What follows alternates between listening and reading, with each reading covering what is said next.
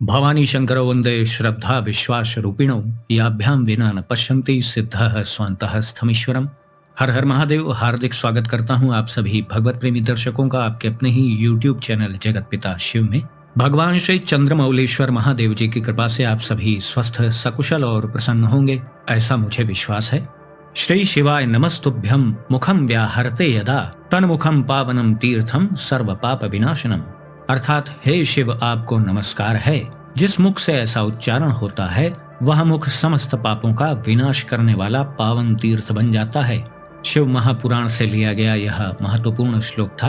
आज का जो प्रस्तुत वीडियो है यह भी शिव नाम जाप से ही संबंधित है। शिव महापुराण में कहा गया है, शिवेति नाम दावाग्नेर महापातक पर्वताः भस्मी भवन्ति नायासात् सत्यम सत्यम न संशयः। अर्थात शिव नाम रूपी दावानल से महान पातक रूपी पर्वत अनायास ही भस्म हो जाते हैं। यह सत्य है, इसमें संशय नहीं है। अब यहाँ पर आप इस श्लोक को गहराई से समझें, क्योंकि इसी में बहुत रहस्य छुपा हुआ है। इस श्लोक में क्या बताया जा रहा है कि शिव नाम रूपी दावानल कहते किसे हैं, पहले ये समझिए। दावानल कहते हैं जो जंगलों में बड़ी भयंकर आग लग जाती है, ऐसी आग से तुलना की गई है। हालांकि वह भी शिव नाम के आगे छोटी है, लेकिन सांसारिक प्राणी तो बहुत छोटी सोच का है ना, उसका दायरा बड़ा छोटा है, तो उसके लिए उदाहरण भी उसी के अनुसार दिया जाता है। तो शिव नाम की तुलना यहाँ पर पुराण रचयिता ने दावानल यानी जंगल की भीषण आग से किया है। फिर आगे इसी श्लोक में बताया गया कि शिव नाम रूपी जो दावानल है उसी से महान पातक रूपी पर्वत अनायास ही भस्म हो जाते हैं। यानी जो हमारे संचित नकारात्मक पाप कर्म हैं उनका बड़ा पहाड़ इकट्ठा हो गया है ना, वही इस श्लोक में बताया जा रहा है। तो वह पापों का बहुत बड़ा जो पर्वत हमने इकट्ठा कर रखा है, शिव नाम रूपी दावानल से वह भस्म हो जाता है। यह सत्य है, इसमें संशय नहीं है। यह बड़ा ही महत्वपूर्ण श्लोक है शिव महापुराण का। इसके आगे भी एक श्लोक है, पाप मूलानि दुखानि विविधान्यपि शौनक शिव नामैक नश्यानि नान्य नश्यानि सर्वथा। अर्थात पाप मूलक जो नाना प्रकार के दुख हैं, यानी जो पाप कर्मों से उत्पन्न होने वाले जो विभिन्न प्रकार के दुख हैं जो हमारे जीवन में आते हैं प्रारब्ध रूप में, वे एकमात्र शिव नाम से ही नष्ट होने वाले हैं। यही यहाँ कहा जा रहा है, शिव नामैक नश्यानि नान्य नश्यानि सर्वथा। वे एकमात्र शिव नाम से ही नष्ट होने वाले हैं, दूसरे साधनों से संपूर्ण यत्न कर लेने पर भी पूर्णतः नष्ट नहीं होते हैं। ये अक्षरशः जैसे लिखा हुआ है वैसे मैं आपको बता रहा हूँ, इसमें मैं अपना एक भी शब्द नहीं जोड़ा हूँ। शिव महापुराण का यह स्पष्ट मत है कि जितनी तीव्रता से, जितनी द्रुत गति से भगवान शिव का नाम आपको पाप रहित कर सकता है, वैसा और कोई नाम इस सृष्टि में नहीं है। हालांकि सबके इष्ट देव अलग अलग हैं और सभी महत्वपूर्ण हैं और कोई किसी से कम नहीं है। यहाँ छोटे बड़े की बात नहीं हो रही है, लेकिन मैं तकनीकी रूप से आपको इसको समझाने का प्रयास कर रहा हूँ कि शिव महापुराण कह क्या रही है वास्तव में शिव नाम के लिए। इन दो महत्वपूर्ण श्लोकों को मैंने वीडियो में इसलिए बताया है क्योंकि आगे की बात इन्हीं श्लोकों से जुड़ी हुई है। बहुत से लोग ऐसा कहते हैं कि जब से नाम जाप प्रारंभ किया तो विभिन्न प्रकार की समस्याएं जीवन में आने लग गई। कोई कहता है कि उसके विरोधी बढ़ गए, कोई कहता है कि मित्र मंडली में मेरा व्यवहार बिगड़ने लग गया है, कोई कहता है कि काम धाम में मन नहीं लगता है, कोई कहता है कि जब जब शिव नाम जाप प्रारंभ करता हूँ तो स्वास्थ्य बिगड़ जाता है। अब यहाँ पर ये बात समझने वाली है कि कुछ लोगों को तो बहुत आनंद मिलने लगता है शिव नाम जाप करते ही, और कुछ लोगों की पनौती शुरू हो जाती है। ऐसा क्यों होता है? कभी गहराई से इसको समझने का प्रयास करें। अभी श्लोकों में आपने जाना ना कि शिव नाम के द्वारा ही संचित पाप कर्म के जो बड़े बड़े पहाड़ हैं वो भी भस्म हो जाते हैं। तो रहस्य ही छिपा है। जब हम शिव नाम जाप प्रारंभ करते हैं तो हमारे संचित पाप कर्म नष्ट होने लगते हैं। जब वो नष्ट होने लगते हैं तो वो सामने आने भी प्रारंभ हो जाते हैं। अब आगे मैं जो कहने जा रहा हूँ इसको थोड़ा गंभीरता से आप समझें। मान लीजिए कि कोई संचित नकारात्मक कर्म का परिणाम आपके ऊपर 5 वर्ष बाद आना था और आज से ही आपने शिव नाम जाप प्रारंभ कर दिया, तो जो घटना 5 वर्ष बाद प्रारब्धानुसार आपके साथ घटनी थी उसका ड्यूरेशन घट के कम हो जाएगा। बहुत संभव है कि आपने अगर बहुत अच्छी तरीके से नाम जाप प्रारंभ कर लिया तो हो सकता है within a week, within a month, यानी 1 महीने के अंदर, हफ्ते के अंदर, 6 महीने के अंदर, 1 साल के अंदर ही वो आपके सामने प्रकट हो जाएगी। और जो छोटे मोटे संचित पाप कर्म होते हैं वह तो खाली नाम के प्रभाव से ही नष्ट हो जाते हैं, उसमें भी कोई दो राय नहीं है। लेकिन जो बड़े महापातक संचित पाप कर्म होते हैं वह आसानी से नष्ट नहीं होते हैं, वो कुछ ना कुछ प्रभाव तो हमारे ऊपर दे के ही जाते हैं। तो जब हम नाम जाप करने लगते हैं तो प्रारब्ध के अनुसार जो कर्म का परिणाम हमारे ऊपर आगे आना था वह शीघ्रता से आने लग जाता है, क्योंकि हमारे पाप कर्म बहुत द्रुत गति से नष्ट होने लगते हैं। इस बात को आप समझें। जो लोग ऐसा अक्सर कहते हैं ना कि जब से पूजा पाठ प्रारंभ की, नाम जाप या मंत्र जाप प्रारंभ किया तो बहुत सी दिक्कतें आने लगी, तो उन्हें यह स्पष्ट रूप से अच्छे से समझ लेना चाहिए कि दिक्कत उन्हें ही आएगी।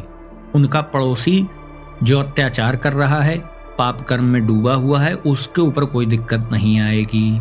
इसलिए नहीं आएगी क्योंकि वो पाप कलेक्ट कर रहा है और आप पाप को नष्ट कर रहे हैं। बड़ा सीधा सा उत्तर है, इसको समझने वाली बात है बस। जो पाप को कमा रहा है वो सुखी देखा जाएगा, जो पाप को नष्ट करने में लगा हुआ है वो दुखी देखा जाएगा। ये सब रहस्य की बातें हैं। क्योंकि हर व्यक्ति बस अनुकूलता को पसंद करता है और नाम जाप के परिणाम में अनुकूलता चाहता है, इसीलिए वो भ्रमित रहता है हमेशा। आप क्या सोच रहे हैं कि आप खूब नाम जाप कर रहे हैं तो आप खूब धनवान बन जाएं, खूब आपकी प्रसिद्धि बढ़ जाए, खूब संपत्ति, खूब भवन वाहन, ऐश्वर्य, सुख, साधन सब बहुत आ जाएगा आपके पास। ये विशुद्ध भ्रम है भाई साहब। आप किस दुनिया में हैं? आप शिव नाम जाप इसीलिए तो कर रहे हैं कि इस सांसारिक बंधनों से मैं मुक्त हूँ और प्रभु की सेवा में जाने का मुझे सौभाग्य प्राप्त हो। फिर एक तरफ आप ये चाह रहे हैं कि शिव नाम जाप का परिणाम तो धन के रूप में सामने आना चाहिए। तो ये कैसे संभव है? धन कमाने के लिए तो उद्यम करना पड़ेगा। और हाँ, शिव नाम जाप से धन भी मिलता है, लेकिन फिर 2 नाव की सवारी आप छोड़ दीजिए। आप शिव जी से कहिए धन प्राप्त करूंगा तो आप सही करूंगा, अन्यथा बिल्कुल नहीं करूंगा। देखिए आपके सामने थाली सजा के आएंगे महादेव फिर। लेकिन उस स्तर की भक्ति तो पहले करिए। यहाँ सब फिसड्डी लोग हैं, बस 10 ठो नाम जाप करते हैं फिर तुरंत उन्हें धन चाहिए। कहाँ से मिल जाएगा? हद दर्जे की मूर्खतापूर्ण बातें हैं ये सब। आप नाम जाप कर रहे हैं तो आप संसार की वैभवशाली चीजों से उसकी तुलना कर रहे हैं।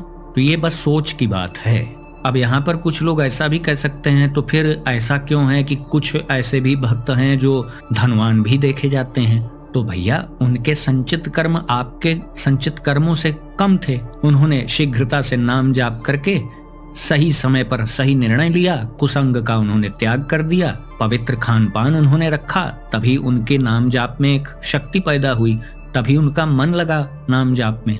आप क्या कर रहे हैं? आप अपना भी तो विश्लेषण करें। आपके साथ अच्छा क्यों कुछ नहीं हो रहा? इसलिए नहीं हो रहा, खान पान में आपका संयम नहीं, जीवन शैली पवित्र है नहीं, कुसंग भरा हुआ है चारों ओर आपके, तो कहां से उसका लाभ आपको प्राप्त होगा? सभी के संचित पाप कर्म अलग अलग मात्राओं में हैं।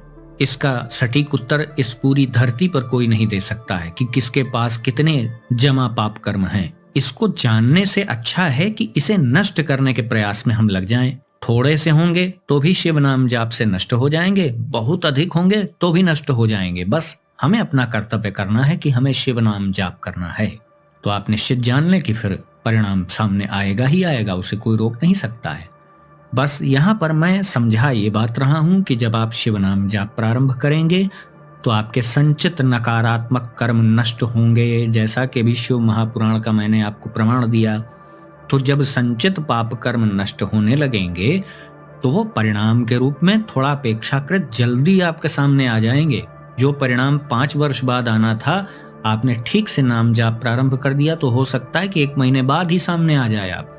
तो यहाँ दर्शक जन यह प्रश्न कर सकते हैं, तो फिर नाम जाप का लाभ क्या हुआ?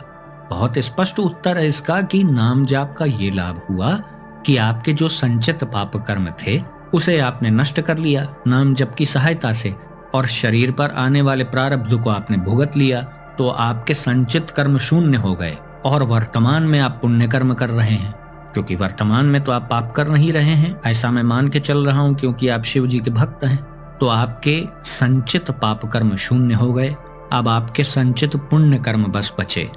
अब आपको यदि उन पुण्य कर्मों में कर्ता भाव है तो उसका परिणाम प्रभु आपको दे देंगे। सत्कर्मों का जो परिणाम होता है यदि आपकी पुण्य कर्मों में भी अब कोई रुचि नहीं रह गई तो वही व्यक्ति मोक्ष का अधिकारी होता है। मन एव मनुष्याणाम कारणम बंध मोक्षयोः। मुक्ति में तो पुण्य भी बाधक हैं। मैं पहले भी कई वीडियोस में बता चुका हूं कि पाप कर्म लोहे के पिंजड़े हैं और शुभ कर्म जो पुण्य कर्म आदि हैं वो स्वर्ण के पिंजड़े हैं। बस कोई फर्क नहीं है दोनों में।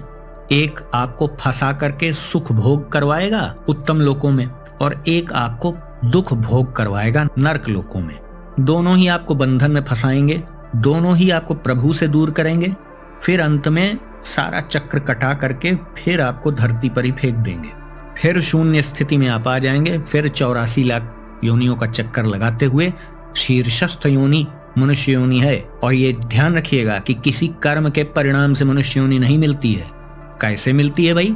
आप मनुष्य बनने के पहले कर्म करने के अधिकारी ही नहीं थे, तो कौन सा कर्म आपने कर लिया कि आपको मनुष्य योनि मिली?